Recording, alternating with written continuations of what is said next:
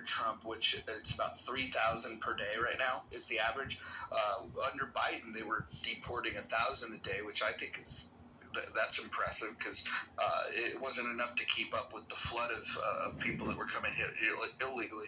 But if 3,000 a day are getting deported and half of them are not those with criminal records, that means that 1,500 every day that have criminal records are getting deported. That tells me that he's doing a good job.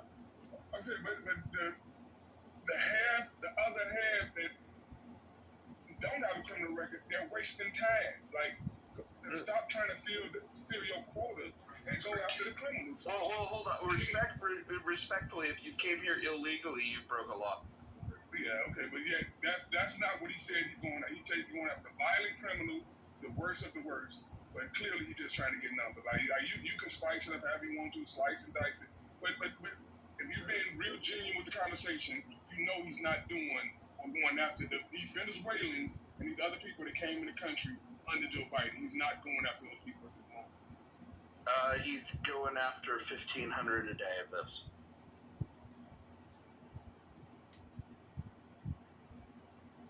They feel violent to me. I feel like that's what we listen. Silence is violence, and these people are pretty silent when I try to speak to them in English. So.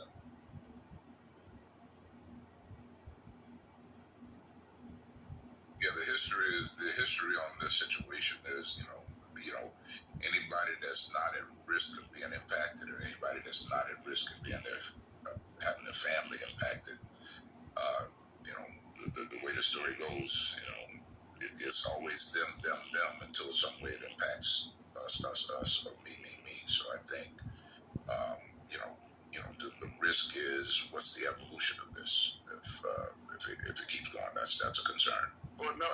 Why don't you complete that thought? What do you think that if we don't stop them from sending people that came here illegally, eventually, what are they going to do? They're going to send back people that look like you, Sia?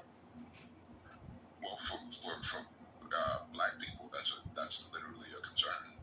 The way really, that's your concern? It's not necessarily my concern, but I'm echoing the sentiment of, you asked the question, right?